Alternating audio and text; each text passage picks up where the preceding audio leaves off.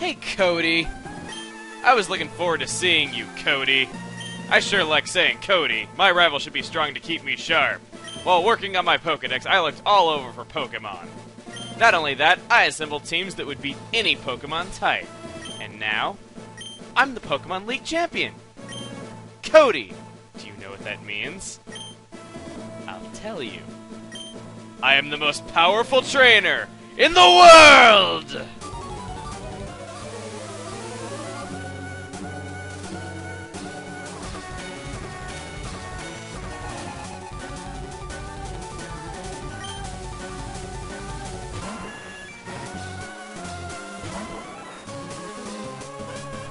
Hello everybody and welcome to the very final episode of Let's Play The Legend of Leaf Green. My name's Cody, and in today's episode we are facing off against Emil, the champion of the Elite Four, stop that, and also of the entire Pokemon League, who has figured out the magical formula to beating everyone in the game, namely that, come on, just hit with a thunder, its accuracy isn't that...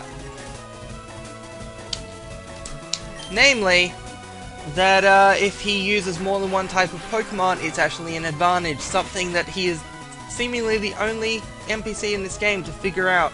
Because everyone else thinks, if I have one Magikarp, what's better than that? I know, 6 Magikarps! Good mathematics there, Fisherman, but it's not going to make you the Elite Four champion. Luckily we had some shockwaves there because he was just intent on ruining my fun. So, yeah, Champion Emil is trouble. Not in... The early ones aren't so bad. This Rhydon here, don't think I've ever not one-shotted it because it's 4 times weak to water, ice, grass, and it doesn't have a very good special defense. So Frenzy Plant here is overkill, even if it is 10 levels higher. Rhydon, more like Bidon.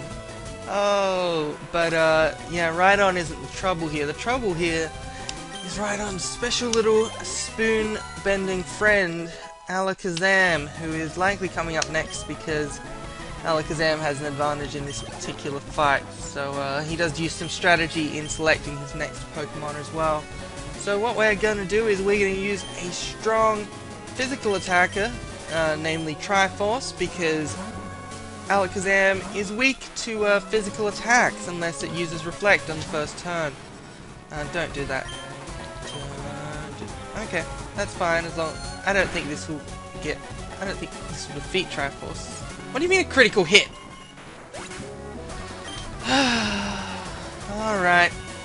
We're gonna have to go with some other strategy. For example... Fire Blast.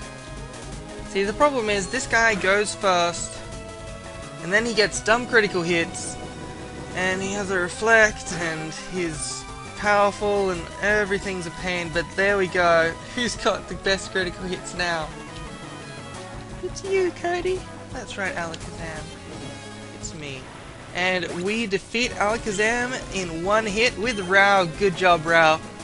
So, switches to Gyarados. Obviously, we have someone perfect for this occasion, which is good old Dart, our Jolteon, named after Dart from The Legend of Dragoon, and also a pun on, well, because he's got like the spiky skin, also because he's fast. It's just a pun on several levels. Let's try for Thunder. There we go. I wanted to go out in style, but then Pidgeot decided, no, I think I'll let you miss with Thunder 20 times in a row, but no such luck for Gyarados. Gyarados is more like Gyaradead, and we move on to Executor. What should we take down Executor with? Okay, let's use Rao. Because we're not gonna Fire Blast this time, we're gonna go with a more spectacular move, particularly because Rao is gonna be not very useful in the next fight. Overheat.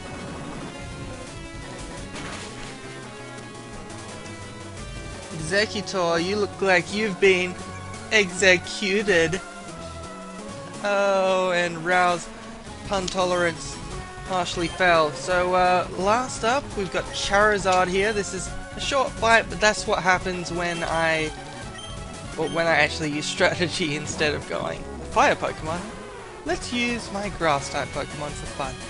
So here's Charizard, his highest level Pokemon, his starter Pokemon, and general trouble. So we'll start off with a Toxic, just in case. So I don't want any crazy critical hits removing Lazuli from the equation like it did to poor old Triforce. So I just get it into Toxic first. Fire Blast does okay damage because Lazuli is part ice, so it neutralizes it. Oh, come on. That halves my physical damage. Luckily, I'm not going to be doing physical attacks. And oh, nice critical hits everywhere. And that is the final battle of this game.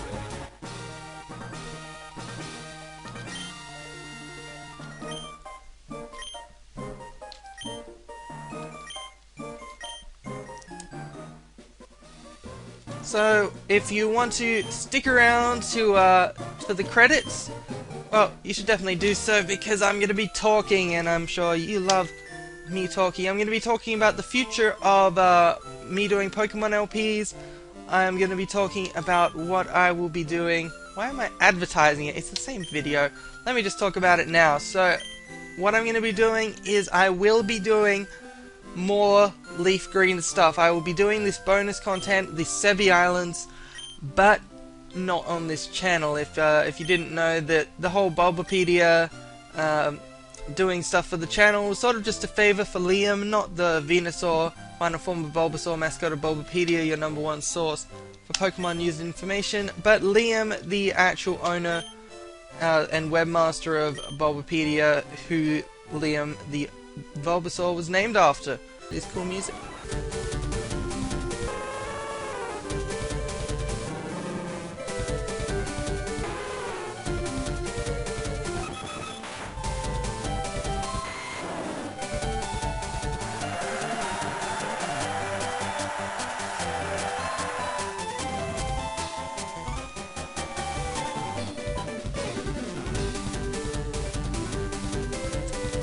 Didn't I? So, time for credits. During the credits, I should thank, well, first off, anyone who has contributed to these episodes. You know, like Koopa Kung Fu, Grand Pyromania.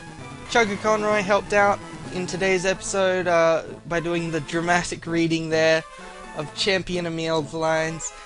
Everyone who suggested names for my Pokemon, because that helps, you know, contributed to the Let's Play too. Everyone who watches, obviously, you know, if nobody watched it, it would be a sad state of affairs. It would just be me talking to my computer and making jokes and then laughing at them. I mean, that sounds just like the sort of thing some serial killer would do, but it makes it okay when you're here, so good job. So, I hope to hear from you again. A lot of you have a good nose for puns. I guess you knows all about it. So hopefully some of your comments can help us along in new Pokemon adventures further down the track. Alright, executive producer, it should be getting to the end here. It's been a fun ride. It's taken a long time. It's been like a year plus or something. But I've finally finished it. It's still, believe it or not, this isn't actually my longest running LP, even though it's been going for a year and 2 months. My Legend of Dragoon LP, which we named a couple characters in this LP after characters from there. I started that as my very first LP. I'm still about halfway through, so eventually on my channel I'll be finishing that. So we've got a Braille code check for the National Foundation of the Blind, but I'm not sure how that's relevant to this game. Maybe there's something in the Sevi Islands. I'm not all that familiar with them, but yeah, I know Ruby and Sapphire and Emerald had stuff, and that's in the same generation, but I'm not sure why the credits would come up for this particular game for Braille. But there you go. The end. We'll just wait for the cycle to repeat itself, and to once again meet and greet Liam the Bulbasaur, and then it will be time for this LP to end.